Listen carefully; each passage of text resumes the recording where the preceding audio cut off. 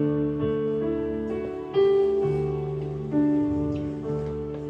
the darkness, we were waiting without hope, without light. Till from heaven you came running. There was mercy in your eyes to fulfill the law and prophets. To your edge you came your word from a throne of angels' glory to your cradle in the dark.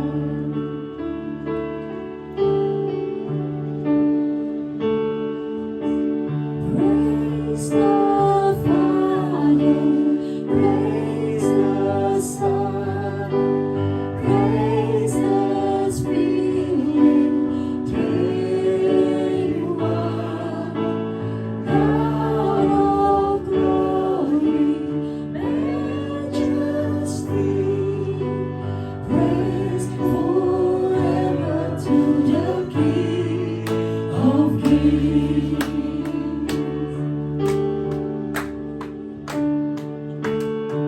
To reveal the kingdom coming and to reconcile the lost, to redeem the whole creation. You did not despise the cross, for even in your suffering you saw to the other side. Knowing this was our salvation, Jesus for us and you died.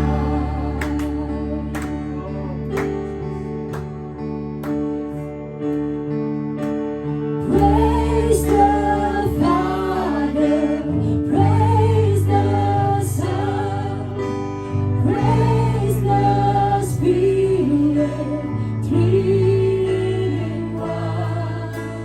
God of glory, majesty, praise forever to the King of Kings.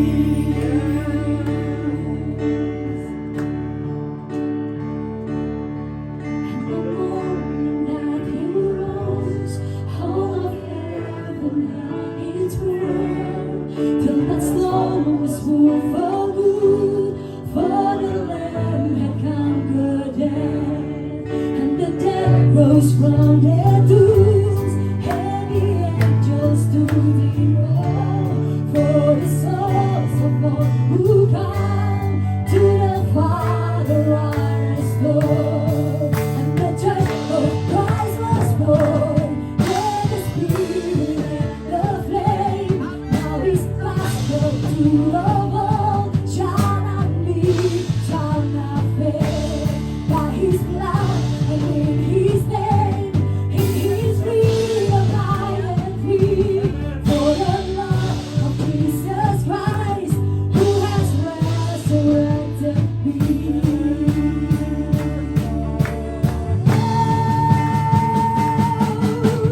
Praise the Father, praise the Son, praise the Spirit, three in one.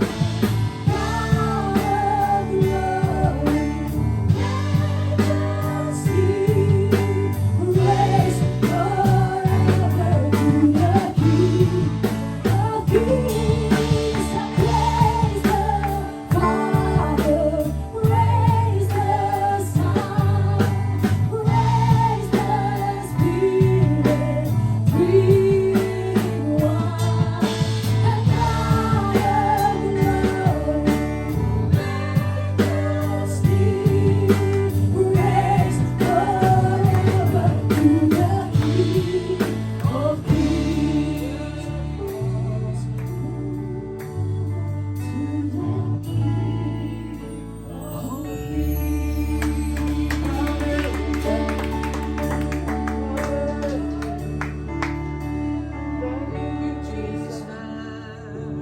I thank God. I thank the Master.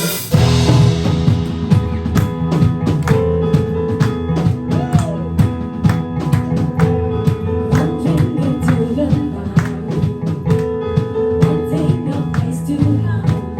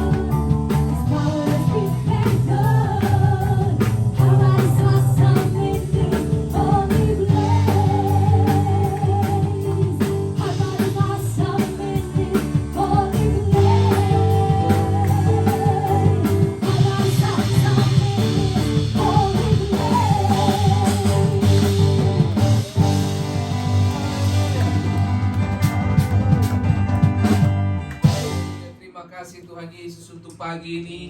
Kami bersyukur dan berterima kasih. Kalau bukan Tuhan, kami tidak bisa sampai hari ini Tuhan. Semuanya karena kemurahan dan kebaikan hati-Mu Tuhan. Roh Kudus, berbicaralah kepada kami di pagi ini Tuhan. Dan kami berdoa dalam nama Yesus, biarlah hikmat dan kecerdasan Tuhan turun atas setiap kami. Dan kami berdoa dari tempat ini ya Tuhan, biarlah tangan yang sama itu turun menjamah setiap anak-anak sekolah minggu di pagi ini Tuhan. Kami memberkati anak-anak kami ini Tuhan. Kami memberkati Rafa, kami memberkati Jire di dalam nama Tuhan Yesus. Bahkan memberkati Michelle yang akan mengajarkan mereka dengan Abigail. Tuhan berkati anak-anak ini Tuhan. Mereka akan tumbuh besar penuh hikmat dan roh Allah ada pada mereka. Terima kasih banyak Bapa di surga. Seperti nama-nama mereka, demikianlah anak-anak ini jadi. Mereka akan pergi kepada tujuan dan sasaran Tuhan. Mereka akan mencapai tingkat kemaksimalan di dalam pengenalan akan Tuhan yang benar. Terima kasih Roh Kudus. Dalam nama Yesus. Haleluya. Amin. Silakan duduk Bapak Ibu sekalian. Pagi ini saya akan berbicara tentang serve the Lord by being. Layani Tuhan dengan menjadi seperti apa. Kurang lebih begitu ya. Nah, saya mulai dengan Matius 20 ayat 28. Yesus berkata bahwa aku datang bukan untuk dilayani, tapi aku datang untuk melayani. Pastikan Anda melayani dengan motivasi sebagai seorang hamba. Tidak semua orang mau ada pada level ini. Ada orang yang melayani dengan tujuan mendapatkan sesuatu. Tapi ada juga yang melayani dengan berkorban. Ya. Yesus datang ke dunia ini bukan untuk dilayani, tapi Dia melayani. Bahkan Dia melayani sampai kepada titik terbaik, yaitu mengorbankan dirinya. Ada banyak agama yang mengajarkan bahwa harus berkorban. Tapi pemimpin mereka, artinya yang membawa agama itu, mereka tidak berani mati untuk pengikutnya. Tapi Yesus mati untuk saudara dan saya. Itulah yang membuat kita berbeda dengan kebanyakan agama yang ada. Agama kekristenan itu adalah perjumpaan pribadi seseorang dengan penciptanya. Okay? Agama itu dibuat oleh manusia untuk mencapai Tuhan. Tapi waktu kita ada di dalam persekutuan dengan Kristus, itu lebih kepada perjumpaan dengan pribadi Tuhan. Ya, oke. Barang siapa melayani aku, Yohanes 12 ayat 26. Barang siapa melayani aku, ia harus mengikut aku, dan di mana aku berada, di situ pun aku akan berada. Barang siapa melayani aku, ia akan dihormati Bapa. Jadi saudara bersyukur, orang yang melayani Tuhan itu dihormati. Bahkan Anda yang melayani Tuhan, Anda harus mendapat 2 porsi dalam soal dihormati. Nah, bersyukur untuk saudara dan saya, kita pagi ini ada dan kita bersama-sama melayani, bahkan beribadah.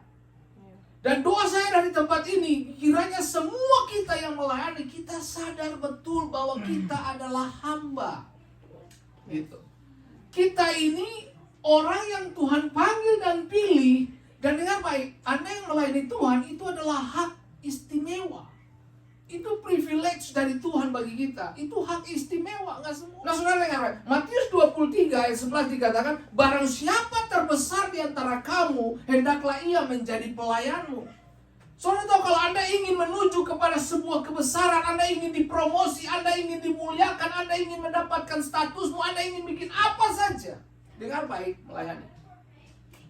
Nggak ada alasan. Anda dipanggil di bumi ini, Anda dilahirkan dengan wawasan melayani. Anda dilahirkan dari papa dan mama. Kenapa mereka ada? Konsepnya adalah melayani. Jadi saudara dan saya, kita sampai sudah sebesar ini pun, bahkan kita punya anak nantinya, bagi beberapa dari Anda yang belum menikah, Anda punya hati harus ada di dalam hal ini, melayani. Nggak ada agenda lain, saudaraku. Nah, coba lihat ini. Next, coba lihat. Nah, hal kedua yang ingin saya bagikan, saudara, ingat pertama, punya motivasi hamba. Kalau saudara nggak punya motivasi hamba, saudara akan ngalamin konflik di mana-mana, saudaraku. Orang yang melayani, orang yang melayani, dia tidak akan menimbulkan konflik di mana-mana. Kenapa? Karena melayani itu sama dengan Anda berkorban untuk orang lain dimuliakan. Itu beda, bos. Iblis memilih jalan naik, tapi Yesus memilih jalan untuk turun. Melayani, Anda harus bersedia untuk dilupakan. Melayani, Anda harus bersedia untuk tidak diingat. Waktu Anda melayani, Anda melayani sama dengan Anda berlaku seperti jembatan, gitu loh. Jadi Anda sudah dilewati, udah nggak ditengok sama orang, udah nggak. Yang penting orangnya udah lewat, gitu loh. Yang penting orangnya udah selamat, Anda dilupakan. Melayani itu butuh korban. Kalau Anda dan saya tidak mau berkorban, please jangan melayani. Karena akan Anda menciptakan konflik-konflik baru di dalam komunitas. Gitu. Suami istri, mereka menikah, salah satu alasan adalah supaya saling melayani. Itu, saudara. Nah, dengar baik, Tuhan tidak membutuhkan kemampuanmu, Dia membutuhkan kesediaanmu. Jadi hal kedua di dalam konsep ini adalah apa? Anda harus bersedia. Ada banyak orang punya kemampuan. Halo. Ada banyak orang punya talenta. Banyak orang cerdas, pintar, pendidikan tinggi, tapi tidak semua ada di dalam jajaran melayani. Banyak orang punya talenta, kapasitas, kemampuan dan ketajaman dalam hal berpikir. Punya wawasan yang luas, tapi tidak semua punya kesediaan hati. Anda bisa bicara apa saja, tapi waktu yang akan menguji di mana kualitas hatimu yang sebenarnya. Respon terbaik dari seorang yang telah ditebus Kristus adalah dia harus bersedia untuk mengerjakan apa yang menjadi kehendak baik. Ketika satu waktu Anda sudah dipromosi Tuhan luar biasa begitu, Anda pimpin pujian di gereja yang besar dengan jemaat yang besar, Anda khotbah di gereja yang besar. Satu waktu Anda dipanggil, kita dalam satu tim kita dipanggil dan diundang melayani di KKR yang besar. Please jangan besar kepala, bos.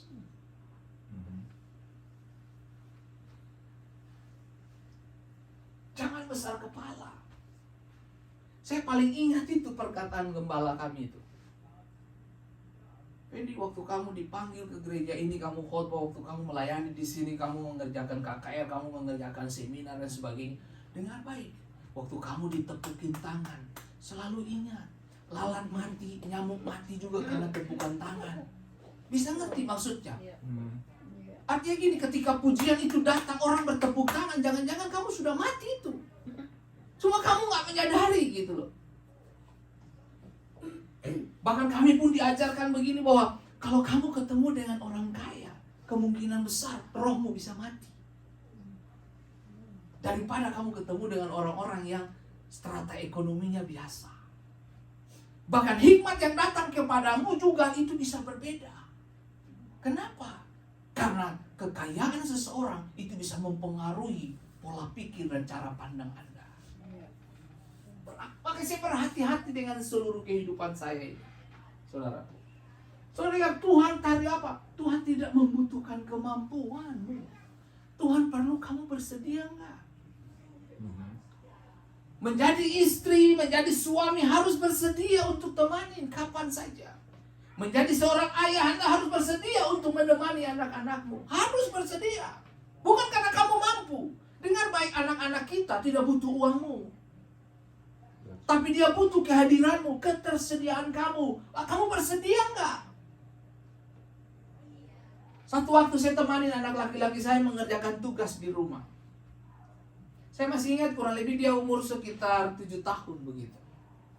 Waktu dia mengerjakan itu ada susunan semacam balok-balok begitu, saya bantu dia. Terus jawabannya sederhana. Kalimat itu mengganggu saya setiap hari. Dia bilang gini, "Papa, saya sangat senang." Saya bilang, "Kenapa?" "Karena saya ditemani Papa." Anda harus bersedia.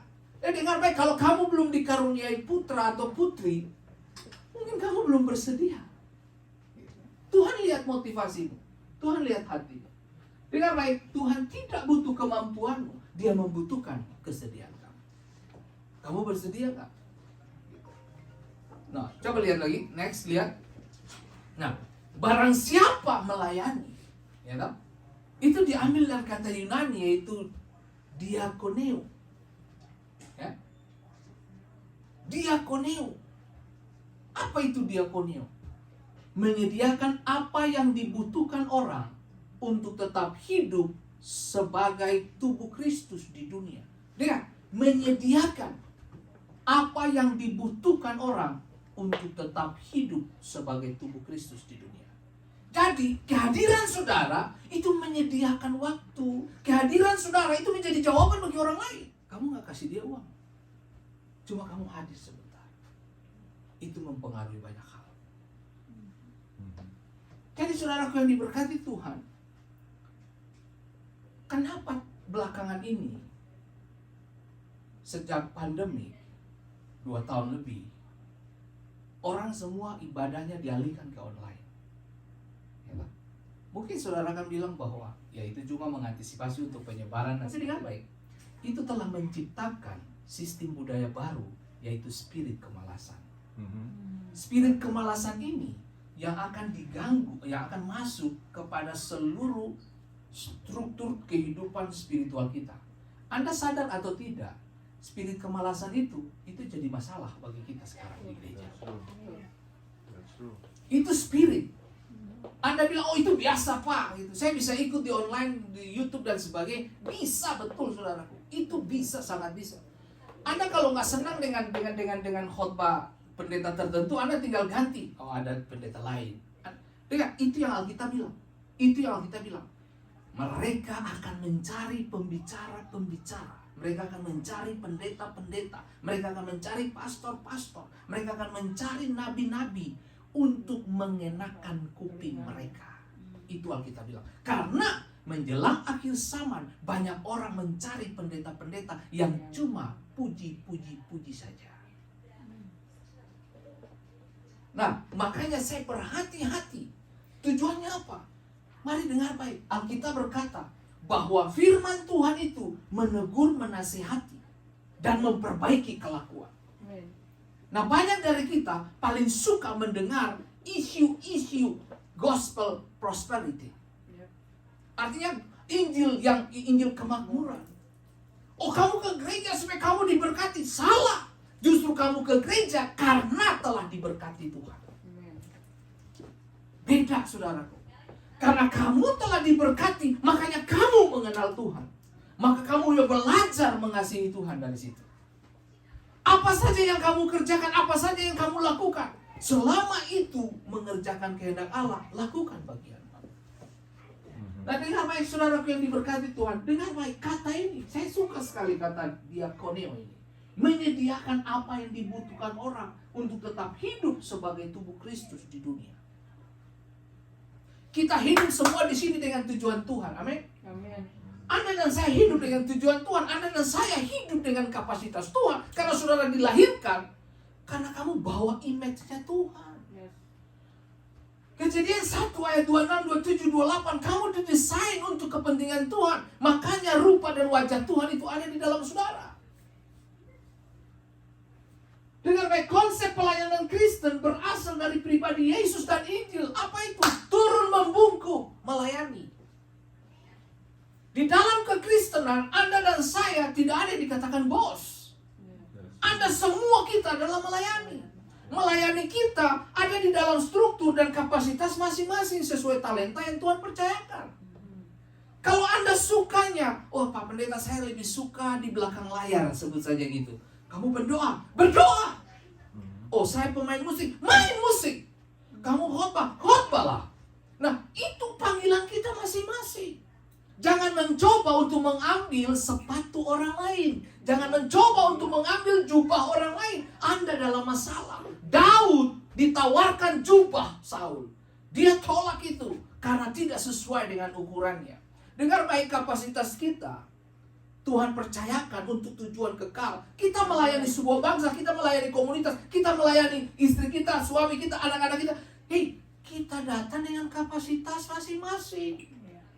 Sehingga saya tidak bisa cemburu dengan Pak Jono tidak bisa cemburu dengan Ibu Joyce, atau sebaliknya. Kita bergerak sesuai dengan rencana dan tujuan serta kapasitas kita masing-masing. Soalnya kenapa?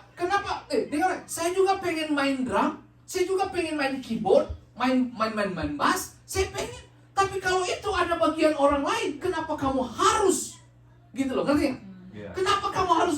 Dengar, manusia yang fokusnya, yang pandangannya menyebar kemana-mana, dia tidak akan dapatkan apa-apa. Gitu. Anda harus fokus. Dengar, semakin kamu fokus, semakin kamu ketemu tujuan. Dengar, Anda lihat matahari, lalu Anda taruh kaca pembesar, fokus, terbakar itu kertas. Kenapa? Fokus. Tapi kalau kamu, matahari di sana, pindah. Matahari sana, pindah. Sampai kamu tua pun tidak terbakar, nggak ada api di sana. Makanya fokus. Saya berdoa, kita berdoa semua, Tuhan kirim guru sekolah minggu, Tuhan kirim misa. Oh ya, awal-awal kita belum punya sekolah minggu, karena tidak ada yang punya beban di situ. Dengar, sesuatu yang dipaksakan itu tidak jadi apa-apa. Buah yang dipaksakan matangnya, rasanya di mulut nggak enak, betul? Anda pernah lihat pisang yang dimatangin itu pakai karbit itu? Nggak enak di mulut. Kenapa? Karena dipaksakan. Sama bukan? Cinta yang dipaksakan itu tidak akan menghasilkan apa-apa. Hobi kamu jangan dibuang-buang, bos. Siapa tahu hobi itu menghasilkan sesuatu yang kamu nggak pernah tahu dari sekarang. Dulu mungkin kamu hobinya cuma main gitar aja. Tapi tiba-tiba dalam tahun ke tahun, waktu ke waktu, Tuhan rubah kamu. Oke, hobi kamu, gue pindahin melayani Tuhan. Kita nggak pernah tahu. Jalan hidup seseorang, kita nggak pernah tahu. Kamu adalah orang yang terbaik yang Tuhan pilih untuk mengerjakan kehendak Allah dalam generasi ini. Daud tolak itu jubah dari Saul. Buktinya, Daud bisa membunuh Goliat hanya dengan senjata yang Tuhan latih bagi dia. Jangan pakai senjata orang lain. Kamu bisa musuhmu, kamu harus bunuh pakai senjata kamu sendiri. Jangan pakai senjata orang lain. Jangan pakai. Ukuran kaki kita beda, ukuran jubah kita beda. Jangan pernah memaksakan jubah kamu kepada orang lain atau orang lain kepada kamu. Kamu akan stres. Jangan pernah panjat pohon tanpa sebuah alasan. Anda harus panjat sesuatu, Anda harus naiki sesuatu. Harus dengan alasan. Ada banyak orang hidup tanpa alasan. Kenapa kau hidup hari ini? Ya udahlah, udah nasib. Loh? Nggak begitu, bos. Kamu harus hidup dengan alasan, dengan tujuan. Goalnya apa? Sasarannya apa? Iyalah Pak, aduh semua orang juga hidup seperti ini, ya kita hidup-hidup aja lah. Gitu. Nggak bisa begitu, bos. Anda harus hidup dengan tujuan yang jelas. Ada begitu banyak orang hidup, tapi sebenarnya jenazah, apa tuh? Mayat yang hidup jalan. Kalau ditanya, kamu ngapain? Nggak bisa, biasa aja di rumah. Loh.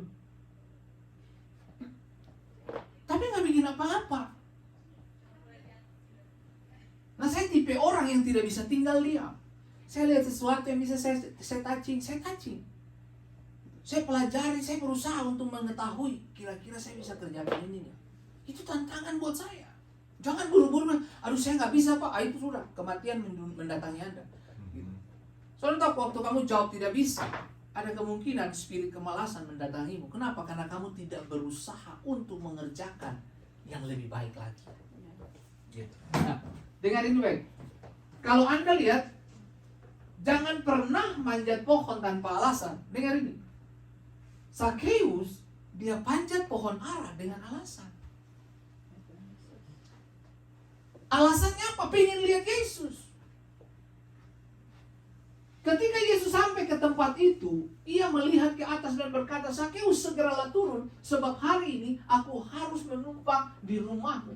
Dengar baik, ini contoh orang yang bersedia. Orang yang bersedia itu apa? Menyediakan rumah bagi Tuhan. Makanya Tuhan bilang, aku mau menumpang di rumahmu. Oke. Saudara yang baik, waktu kamu punya keinginan Waktu kamu menemukan solusi, sekalipun fisikmu terbatas, tapi ketika dia dapat alasan untuk panjat itu pohon, hanya untuk melihat Yesus alasannya. Tapi dengar baik, Tuhan lihat ketersediaannya hati. Tuhan lihat, aku mau menumpang ke rumahmu. Semuanya. Yang lebih heboh lagi, ekonomi kota Yeriko pada waktu itu naik mendadak karena seorang Zakeus memberkati kotanya. 4 kali yang aku peras, aku kembalikan semuanya. Bahkan aku membagi kepada orang-orang miskin. Kota diberkati. Makanya saya mau bilang ke saudara, hidup ini jangan megang berkat, jangan diremas, ditahan, di hold. Kamu tahu jarimu tuh ada 5 loh. Coba kamu pegang sesuatu, terus kamu ramas gini. Kamu pegang apa? Tepung yang sudah ada adonan. Kamu peras. Begitu kamu buka, hanya sedikit yang kau pegang, betul? Semua keluar lewat jalan. Kenapa? Karena kamu pegang kencang. Nanti keluar semua di sini. Belajar memberi. Belajar memberkati. Ingat, kalau memberi bukan cuma uang, bos. Allah saingannya tuh mamon. Nggak gampang orang untuk memberi. Kasih tenaga iya, ngerti nggak? Tapi kalau kasih uang belum tentu. Sama, Anda titip anakmu, gampang banget titip. Jaga nih anakku. Coba saudara bilang, aku punya berlian ini, tolong jaga ya. Nggak ada. Nggak ada. Itu yang saya bilang. Karena kamu tahu nilai. Bayangin coba, anakmu lebih bernilai dari berlian, tapi kamu berani titip ke orang lain. Tapi berlian yang kau pakai, kamu susah titip ke orang lain. Lihat, makanya saya mau mengingatkan semua kita di tempat ini. Mari belajar mengerti kehendak Tuhan. Tanpa Tuhan, kita nggak bisa. Tanpa kita, Tuhan tidak akan melakukannya. Tuhan tuh perlu kita. Yes, that's true. That's true. Tuhan perlu kita. Tuhan perlu saudara dan saya. Mari kita ambil bagian kita di dalam Tuhan. Kerjakan bagianmu. Selebihnya itu urusan Tuhan. Jangan buru-buru menyalahkan siapapun. Tapi coba kamu lihat di dalam diri kamu. Ada istri juga yang tidak nyaman dengan suami. Ada suami yang tidak nyaman dengan istri. Ini kan kita perlu belajar. Belajar untuk apa? Belajar untuk saling mengerti. Anda tidak akan pernah ketemu manusia sempurna di dalam dunia ini. Gitu. Next, coba saudara. Yang jelas, Zakeus punya hati yang bersedia terima Tuhan. Anda harus punya itu. Hatimu harus terbuka. Karena hal berikut, yaitu punya komitmen dengan orang lain. Punya ikatan dengan orang lain.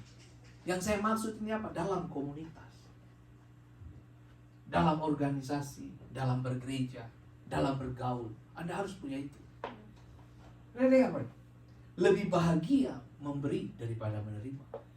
Waktu Anda dalam komunitas, disitulah Anda belajar menerima dan saling memberi.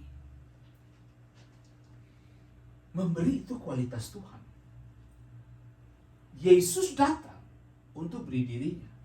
Kita juga diminta untuk mengorbankan apa yang menjadi bernilai bagi kita. Waktu kita, tenaga kita, talenta kita, kapasitas kita. Kita harus kasih kembali ke Tuhan. Gak ada alasan untuk kita tahan itu.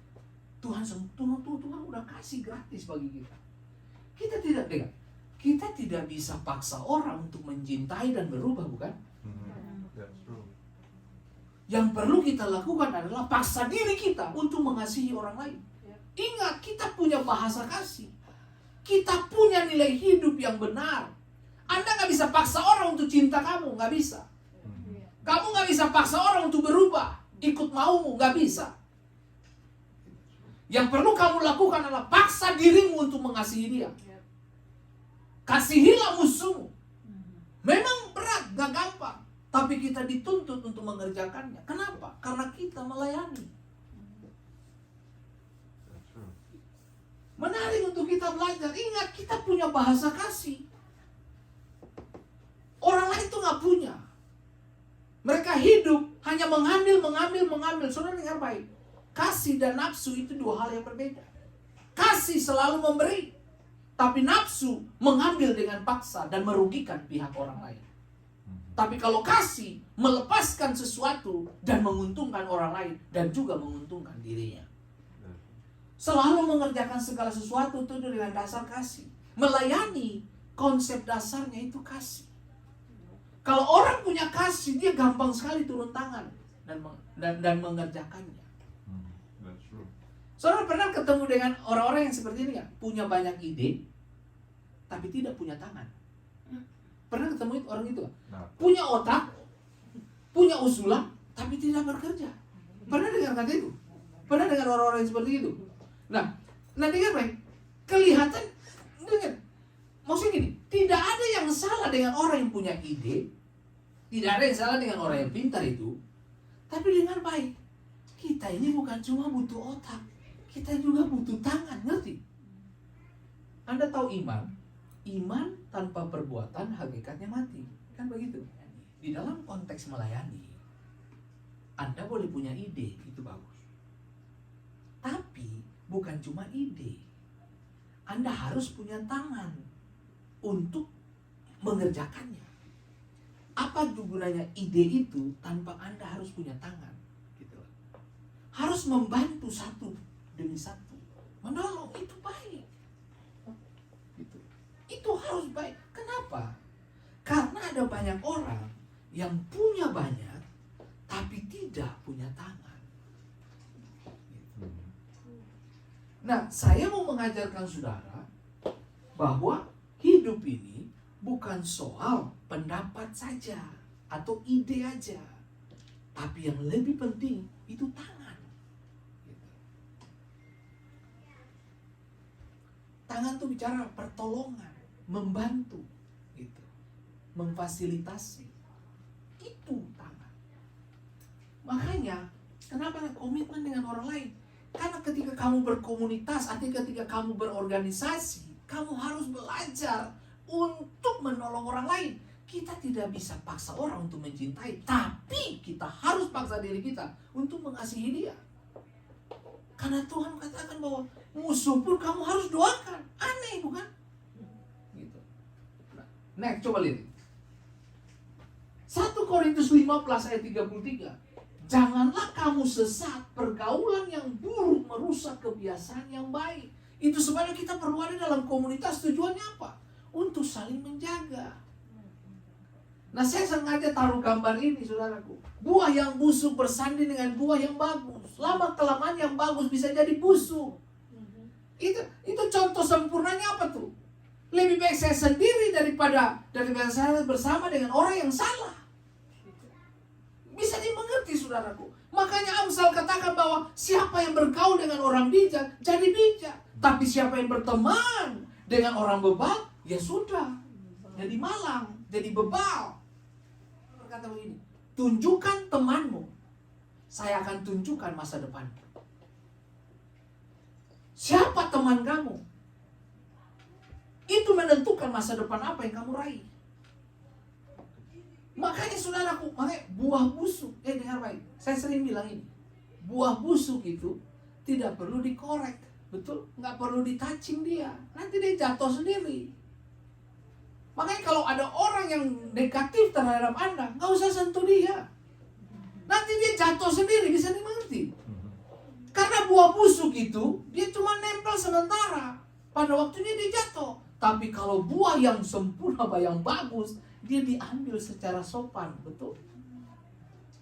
Makanya kalau kamu dihianati, kamu ditularkan sampah, gitu. Ini jangan balas. Hak Anda bukan menghakimi, hak Anda bukan membalas. Itu pembalasan tuh milik Tuhan. Nggak usah balas apa-apa. Tenang dan dengan diam aja. Gitu. Dengar. Satu orang pernah tanya gini, Pak Ben, itu orang kenapa dia tidak nice dengan Pak, gitu. Saya bilang, kenapa? Apa urusanmu, gitu. Iya, buat saya Pak, wah saya sudah selesaikan itu orang. Saya bilang, oh itu bukan cara saya, gitu saya bilang. Saya jawab dia gini, saya tidak membalas dia karena saya tidak punya sampah, bisa mengerti? Kalau dia lempar sampah ke kamu, jangan balas pakai sampah. Kalau dia lempar buah busuk buat kamu, datang. Sorry teman, ini apel bagus nih, Washington. Ambil, kasih dia apel yang bagus. Gitu. Kalau dia lempar kamu dengan sampah, dia maki-maki kamu, terima kasih. Itu kamu meletakkan bara di kepalanya. Kenapa? Ubun-ubunnya panas karena tidak ada balasan dari Anda. Gitu. Dengar baik. Salah satu untuk mendiamkan kemarahan adalah dengan belajar berdiam dan mengembalikan yang baik. Itu aja. Makanya saya bilang, siapa yang bergaul dengan orang bijak, dia pasti bijak. Kenapa saya ketemu dengan orang-orang tertentu? Tujuannya apa? Tukar informasi. Bukan mau cari tahu siapa lebih pintar. Bukan. Saya ketemu dengan orang-orang tertentu berdiskusi. Menurut kamu ini bagaimana? Oh Pak, sebaiknya begini. Oh, benar juga ya. Gitu. Karena dia lihat dari sisinya dia. Itu bagus. Makanya saya mau bilang ke saudara, coba mulai dari sekarang cek. Itu teman di tempat kerja kamu itu, ini buah busuk atau buah masih bagus ini? Harus dicek. Jangan-jangan kamu juga kena busuknya. Karena pertemanan buruk merusak kebiasaanmu yang manis di rumah. Independent. Ya. Lebih baik kau sendiri daripada kau berteman dengan orang yang salah. Kan begitu. Nah, next coba lihat. Apalagi lebih parah lagi, kamu pilih istri di tempat-tempat diskotik, di tempat-tempat yang tidak seharusnya kamu ada di situ. Makanya kamu begitu menikah berantem terus. Itu piring terbang, apa tuh? Guci terbang, waduh, panci apa, wajan, sendok, waduh. Maka kenapa? Karena kita nggak jelas. Saya pernah ditanya, Pak, kalau nanti menikah bagaimana? Enaknya, carilah di gereja. Oh begitu Pak, tapi di gereja belum ada ini. Tenang aja. Oh memang sudah waktunya. Pak kalau dapat, kau belajar tidur saja sama Adam itu loh. Adam tidur tuh. Gitu. Tahu-tahu tuh begitu melek mata udah datang gitu. Orang di belakang sana dia mau nikah ya, senang-senang dia. Gitu. Ya. Saya mau mengingatkan semua kita tempat ini. Mari kita kejar Tuhan serius ya. Konsistensi dan tekadmu akan menyingkirkan kekuatan neraka dan mendapatkan kemenangan yang Anda inginkan. Itu aja, konsisten. Gigih, tekad. Untuk apa? Kerjakan bagian Tuhan. Dengan semakin kamu gigih, semakin kamu bertekad, gitu konsisten, kamu menyingkirkan kekuatan neraka. Dengan baik, saya suka kata ini yang tadi Elsa pimpin kita tadi. Hell lost another one. I am free now. Jangan baik. Neraka kehilangan satu orang. Siapa? Kamu. Waktu kamu memutuskan dengar firman Tuhan, waktu kamu putuskan berdoa, waktu kamu putuskan ke gereja, waktu kamu putuskan melayani Tuhan, neraka kehilangan seseorang. Jadi kamu bersyukur kamu bisa melayani pagi ini. Bersyukur saudaraku. Dengar baik, saya suka Lukas 15 ayat 7 dikatakan bahwa saya berkata kepadamu, saudaraku yang diberkati Tuhan, bersukacita. Dengar, surga bersukacita karena satu orang berdosa bertobat. Daripada apa? 99 manusia tanpa pertobatan. Tuhan itu lebih peduli sama satu orang daripada banyak orang tapi hidupnya tanpa pertobatan. Ini menarik untuk kita belajar. Next, coba suruh lihat ini lagi. Nah, perintah untuk mengasihi sesama menawarkan dasar yang kokoh untuk pelayanan pengorbanan. Dengar, mengasihi musuh itu korban, bos. Mengasihi orang lain, wah, itu butuh kerja keras dan butuh pertolongan Tuhan. Anda tidak gampang mengasihi orang yang membuat kamu kesal, bukan? Nggak gampang. Tapi kamu belajar mengasihi. Itu belajar mengasihi. Oh nggak apa-apa. ini jenis ini nih saya kirim makanan saja, tapi saya taruh potas di dalam. Ini jangan begitu bos. Kamu perlu lemparkan perkataan yang positif. Buat yang positif saja. Kalau ada yang lempar kamu dengan sampah, lempar dia balik dengan roti bos. Gitu. Plus ada keju dan selai kacang di dalam. Keren. Nah coba lihat. Nah, hal yang berikut adalah ketekunan. Allah mengupahi mereka yang tekun. Fokus, tekun dengan pelayanan. Pertajam kapasitas kamu. Lihat, Ibrani 11 ayat 6 mengatakan bahwa Allah adalah pemberi upah kepada mereka yang dengan tekun mencari Dia. Kalau kamu cari Tuhan, kamu selalu mendapatkan yang terbaik. Jangan dengar. Tekun saja. Tekun. Kamu akan lihat hasilnya. Kata ini, saudara, tekun mencari diambil dari kata Yunani, yaitu exeteo. Exeteo ini apa? Mencari sesuatu dengan sepenuh hati, kekuatan dan daya. Melayani itu, makanya saya bilang, bagi tim musik yang melayani, bahkan yang di sekolah minggu, bahkan ke depan kita akan punya youth, saudara bisa pikirin bahwa mulailah mengerjakan. Waktu kamu dikasih tanggung jawab, waktu kamu punya tugas untuk kamu melayani, belajar lagu, hafal, kuasai. Tujuannya apa? Itu tanda kamu mengasihi. Tekun, tenggelam di dalam apa yang kamu dengar. Sama saudara, kalau saya mau khotbah itu, berhari-hari saya duduk, Tuhan kasih saya satu kata, Tuhan kasih saya pengertian, itu aja saya mau itu.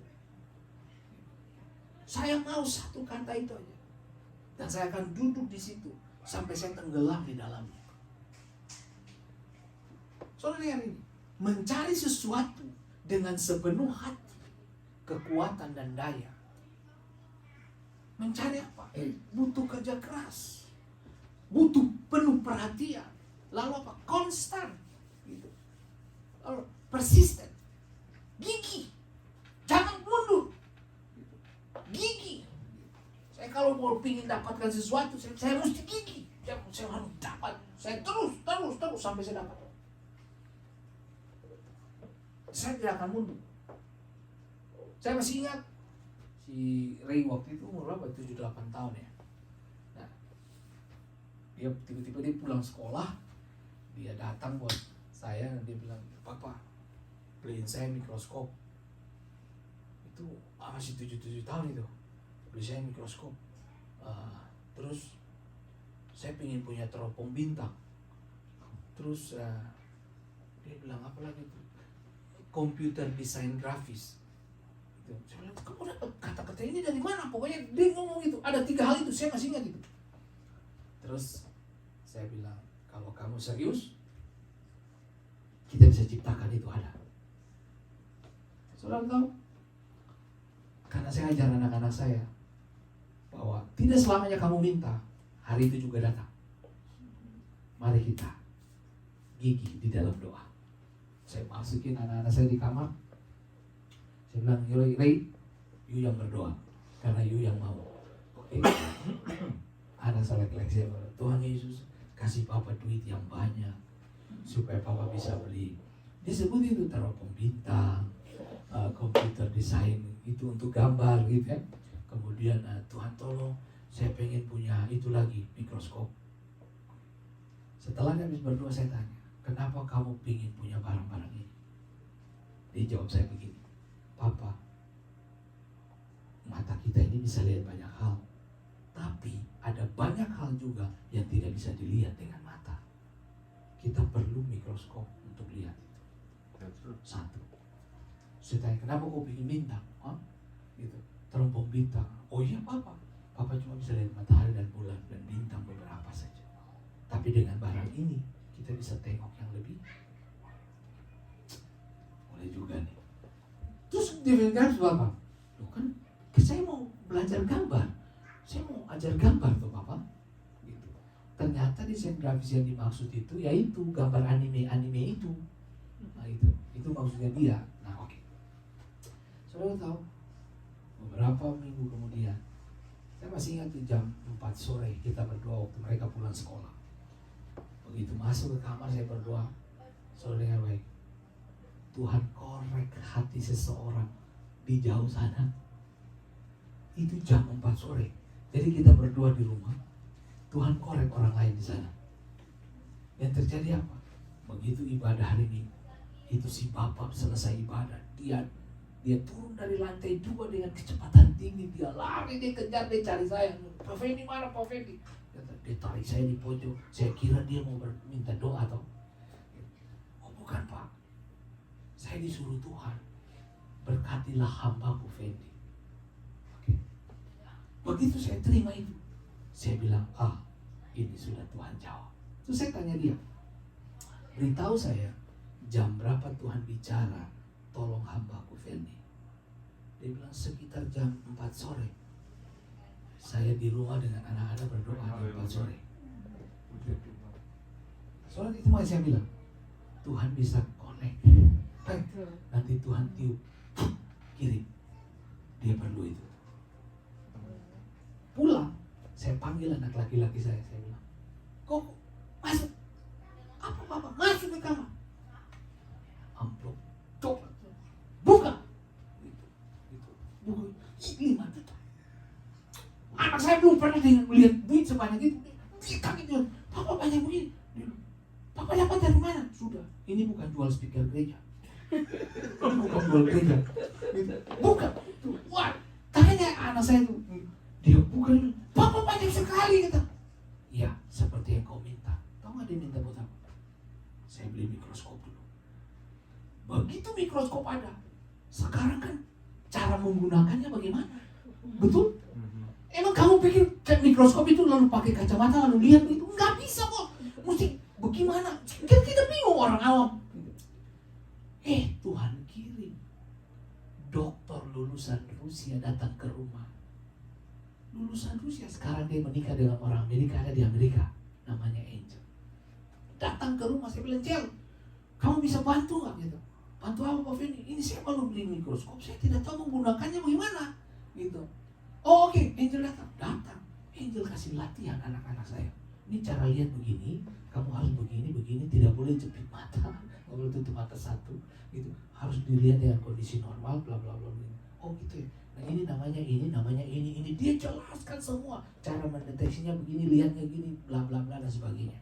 Nah yang anehnya lagi, begitu barang-barang itu sudah di rumah, saya pergi ke Amerika untuk pertama kali 2014 tuh. Iya 2014. Saya dapat kaca-kaca itu yang dilihat di mikroskop. Di mana? Di Amerika. Saya bawa pulang 2 kotak. Itu buat anak saya. Nih kok, kalau kamu mau lihat. Jadi dia lihat, tahu nggak? Dia korek semua kotoran hewan, bos. Dari ayam, yang apalagi yang lewat itu. Dia tengok sih. Papa, kamu lihat ini Papa. Dilihat. Ini ada yang bergerak. Saya bilang, aduh mama bilang, coba kau lihat yang lain kek. Dia pokoknya dia bikin. Itu yang saya mau bilang, bos saudara. Ketekunan, kegigihan, itu membuka semua. Oke. Saudara yang terus sekarang saya cerita komputer itu kan, kita sudah di Amerika ini. Terus tiba-tiba teman kita dari pengusaha dari Ambon telepon, Pendeta Fendi, kamu lagi butuh apa? Ya sudah, pendeta bicara saya gitu. Ya, saya perluin ya, apa tuh namanya, Wacom Sinti gitu. Oh, ya sudah. Bilang Kokorei itu bagian tante. Sudah, dibelilah Wacom Sinti gitu. Supaya dia bisa gambar. Tapi itu yang saya bilang. Itu doa yang 4 kemarin itu tidak hilang. Tuhan masih tahu. Gitu. Tuhan bisa pakai banyak orang. Gitu. Tuhan bisa pakai banyak orang. Yang ajaib lagi soal ini, komputer lagi nih. Sampai ke Rompong Bintang, tahu nggak dikasih sama Pendeta Krismanus sama pemimpin rohani saya. Itu ada di mejanya belajar dia. Itu barang yang dia suka. Begitu saya cerita tentang kerinduan anak saya ini, terus Opa Kris bilang, nih punya Opa nih, ini barang yang Opa suka. Tapi karena Ray punya mimpi, nih bawa pulang dia, ini dari Opa. Ngerti gak saudara? Jadi dia cuma pindah gitu loh. Kamu bermimpi di sini, pindah men. Itu yang saya bilang. Banyak hal saudara saya bisa cerita, kita bisa pulang lama. Tapi itulah kemurahan Tuhan. Saya bilang, tekun, kerjakan bagianmu. Selebihnya itu urusan Tuhan. Tuhan cukupkan, Tuhan penuhi dengan caramu yang ajaib. Dan itu yang saya mau bilang buat saudara, kamu perlu dalam ketekunan. Tidak ada yang salah dengan hidup ini. Yang salah adalah kamu meragukan kuasa Tuhan. Kita berdua dikirim Tuhan ke Amerika. Tujuannya untuk apa? Melayani di sini. Yang ajaibnya saudara, kita beli tiket buy one get one. Mana ada Jakarta Amerika buy one get one? Nggak ada. Anda naik kereta api ditendang gitu. Mana ada kayak gitu? Tapi itu fakta.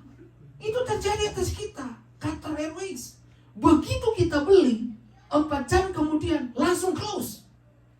Langsung orang travelnya bilang, ini Tuhan mau kalian pergi. Tandanya ajaib-ajaib, saudara. Itu yang saya bilang. Makanya saya dikirim sini, saya nggak panik, saya nggak takut. Yang saya takut adalah kalau Tuhan tinggalkan saya, atau saya berhenti mengasihi Dia. That's true. Saudara, contoh sederhana. Ruangan ini Bapak Ibu, kita mulai dari sana, kita pindah di sini. Sekarang kita pindah di sini. Sampai Pak Hutapea bilang, dalam setahun kita pindah 3 kali.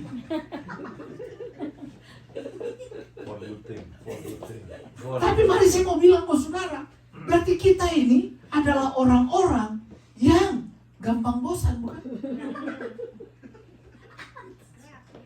Kreatif, bukan gampang bosan, sorry. Kita adalah orang kreatif, kita cari tempat yang mantap begini. Ternyata Tuhan kirim pendeta Surya. Amen.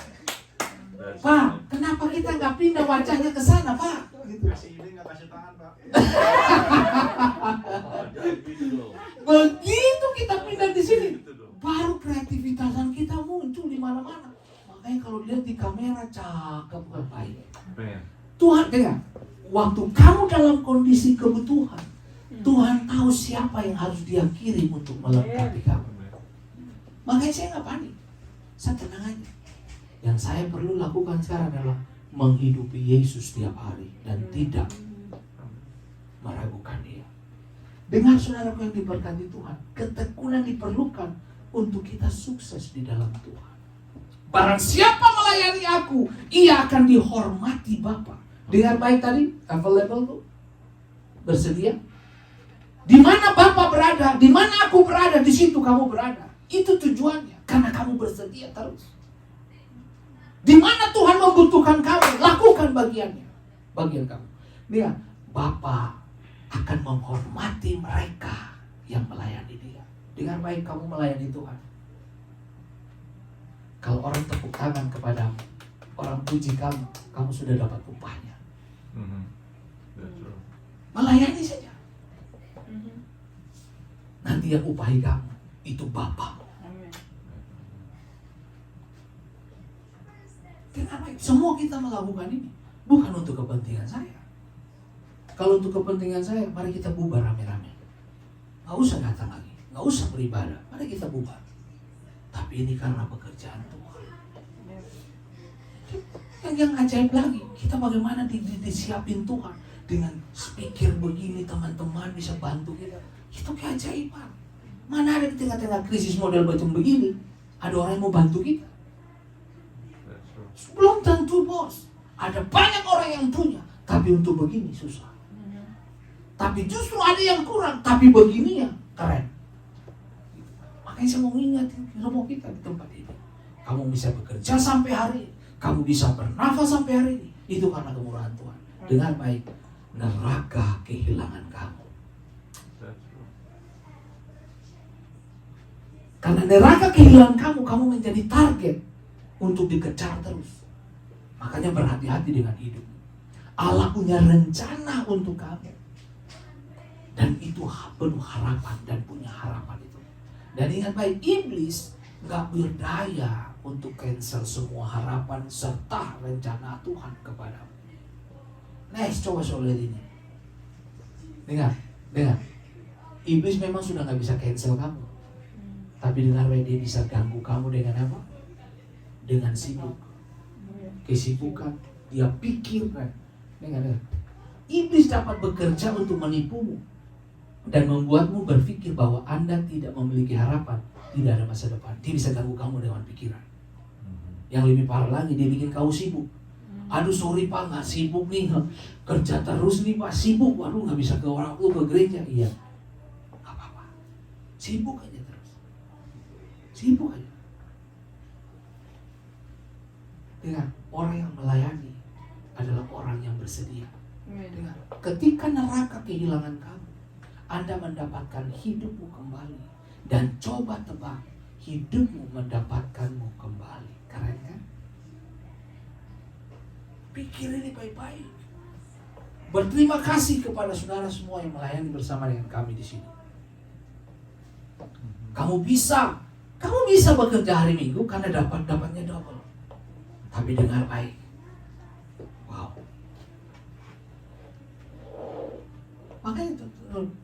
Makanya saya suka tuh kata itu. Kalau iblis tidak mendapatkan kamu, dia bikin kamu sibuk.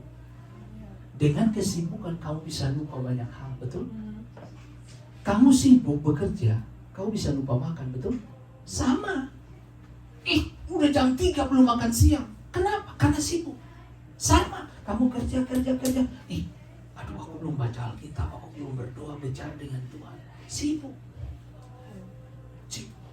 Hati-hati saudara. Setiap hari saya mengingatkan diri saya.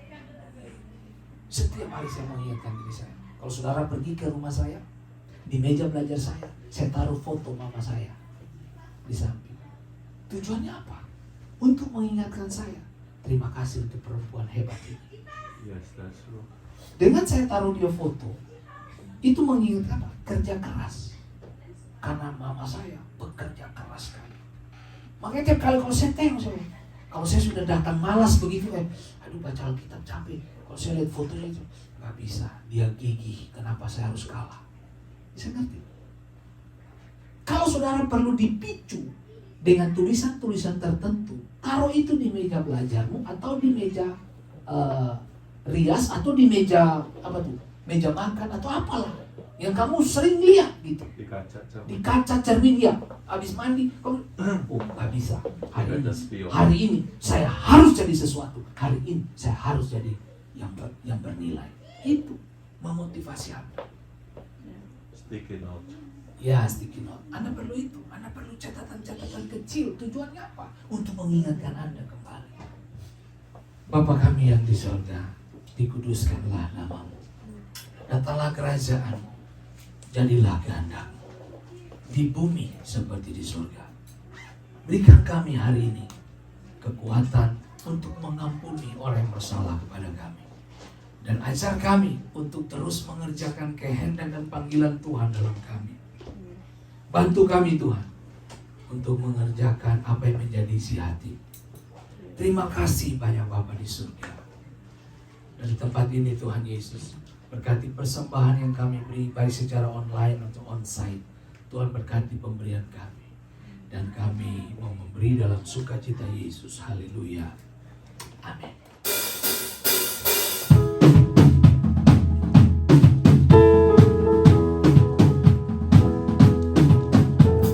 Running into the night, wanting a place to hide.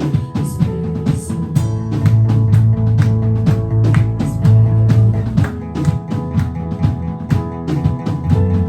I try with all my heart. I just can't